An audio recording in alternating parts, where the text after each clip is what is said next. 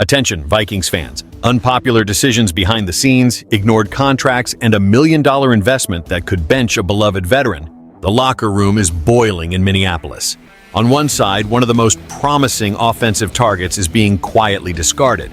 On the other, two heavyweight stars are arriving to completely transform the defense, but they are already causing tension over who will lose playing time. The season hasn't even started, and the atmosphere is already charged. Welcome. Show your support for the Vikings by reaching 100 likes on today's video.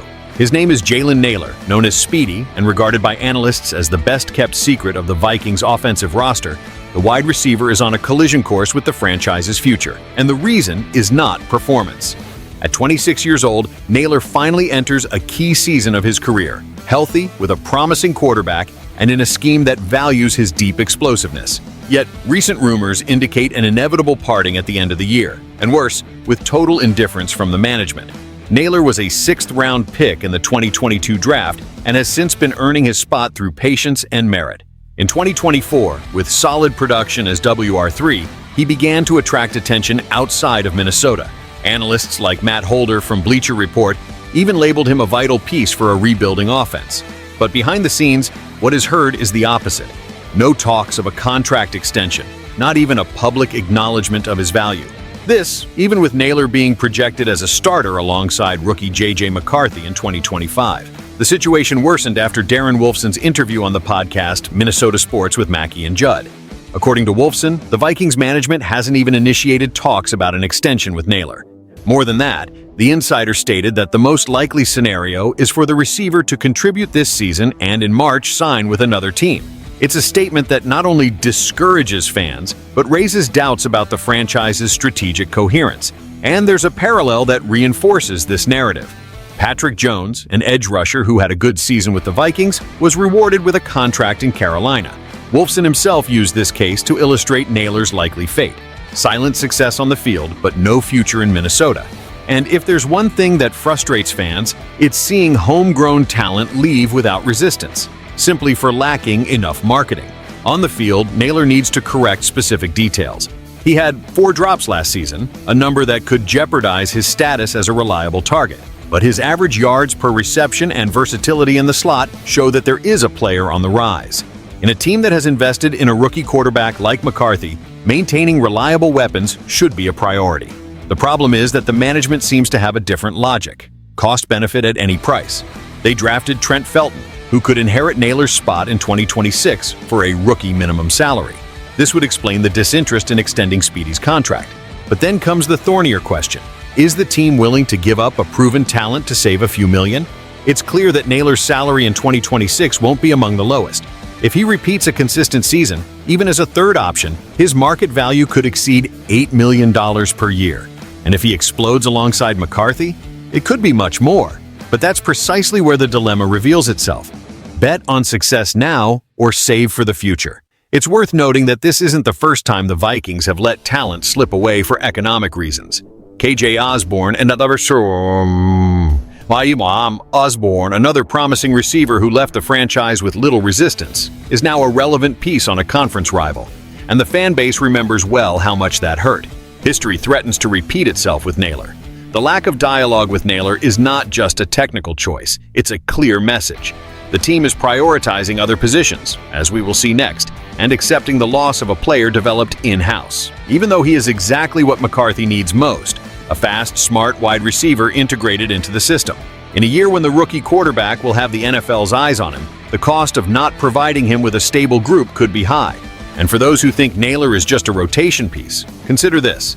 In the last 10 games of 2024, he averaged 3.2 receptions per game and gained Kevin O'Connell's trust in the vertical playbook. He is more than a WR3.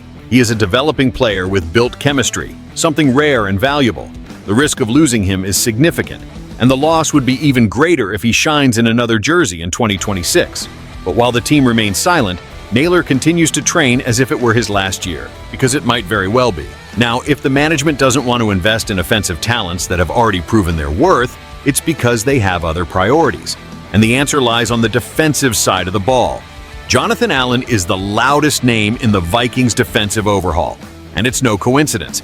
They invested $51 million over 3 years to bring the former Commanders player. a significant move that clearly signals the franchise's focus for 2025 to stop rival offenses with strength, depth, and aggression. But Allen's arrival, alongside Javon Hargrave, creates a new problem. What to do with Harrison Phillips, the veteran who carried the defensive line on his back in 2024? Allen arrives with the status of a two-time Pro Bowler and consistent numbers in recent years. Between 2018 and 2023, he averaged 6.3 sacks per season and was a constant presence on the Commanders' front. More than that, his leadership and intensity made him a reference in Washington. Now he is the pillar of Brian Flores' new defense, which already stood out last year with one of the most aggressive units in the league. But Allen doesn't come alone. Javon Hargrave, who had a stellar stint with Pittsburgh and Philadelphia, is also coming to form this new core. Although he missed a significant part of 2024 due to injury, Hargrave is still respected as one of the most mobile interior players in the NFL, and his $30 million contract over 2 years shows that the Vikings trust his recovery. Together, Allen and Hargrave represent nearly $81 million in investments.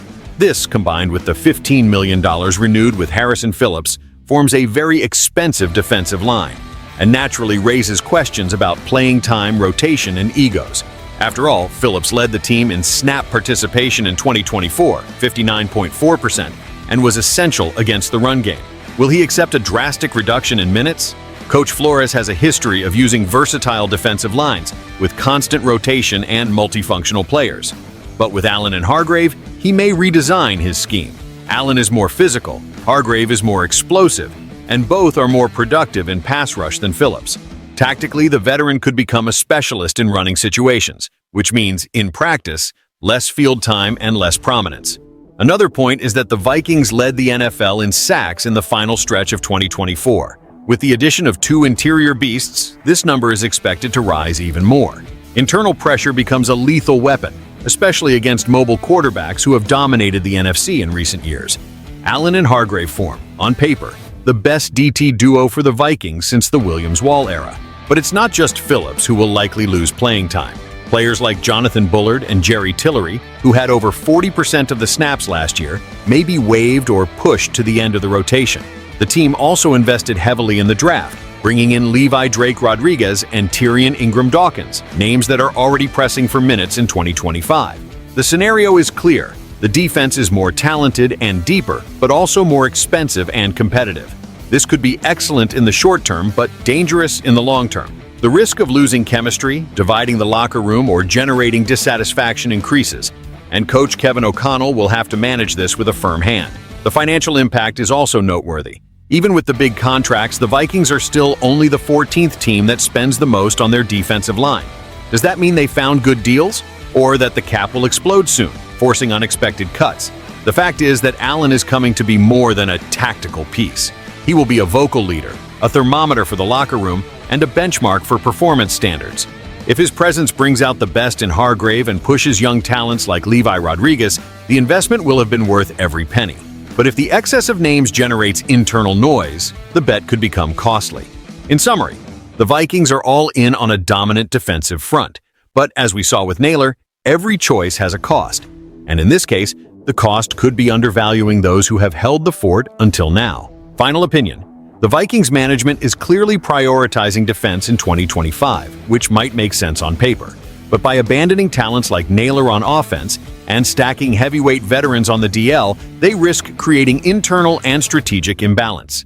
The NFL is about balance, and Minnesota is flirting with extremes.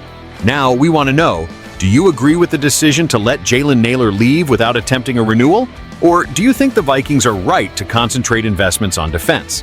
If you enjoyed the content, leave a like, comment your opinion down below, and subscribe to the channel for more hot updates on the Vikings.